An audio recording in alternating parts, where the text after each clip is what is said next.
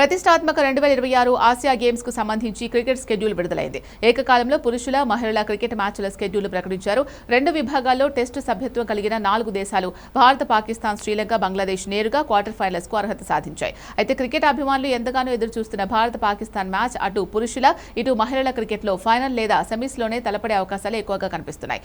మహిళల విభాగంలో క్వార్టర్ ఫైనల్లో భారత్ తమ మ్యాచ్ ను జపాన్ తో ఆడనుంది. ఇక పురుషుల క్రికెట్ లో మాత్రం టీమిండియా పాక్ తో నేరుగా సెమీస్ లేదా ఫైనల్ పోర్లో తలపడే అవకాశాలు ఎక్కువగా ఉన్నాయి. పురుషుల టోర్నీ విషయానికి వస్తే టెస్టు సభ్యత్వం కలిగిన భారత్, పాకిస్తాన్, శ్రీలంక, బంగ్లాదేశ్ లు నేరుగా క్వార్టర్ ఫైనల్స్ ఆడనున్నాయి. క్వార్టర్స్ లో మిగిలిన 4 స్థానాల కోసం 6 జట్ల మధ్య లీగ్ దశ మ్యాచ్లు నిర్వహించనున్నారు.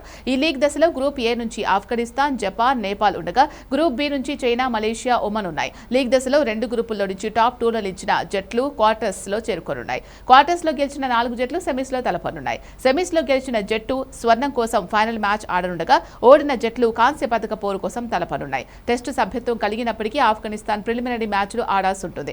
మహిళల విభాగంలోనూ ఇవే జట్లు పోటీలో ఉన్నప్పటికీ ఇక్కడ మాత్రం నేరుగా క్వార్టర్ ఫైనల్ మ్యాచ్లే నిర్వహించనున్నారు. క్వార్టర్ ఫైనల్లో భారత్ తో జపాన్, థాయిలాండ్ తో పాకిస్తాన్, చైనాతో బంగ్లాదేశ్, శ్రీలంకతో మలేషియా అమీతుమీ తేల్చుకోనున్నాయి. క్వార్టర్స్ లో గెలిచిన జట్లు సెమీస్ లో అడుగుపెట్టనున్నాయి. సెమీస్ లో గెలిచిన జట్ల మధ్య స్వర్ణ పథక పోరు జరగనుంది. 2022 హాంగ్జౌ ఆసియా గేమ్స్ లో భారత పురుషుల, మహిళల జట్టు స్వర్ణ పథకాలు కైవసం చేసుకున్నాయి.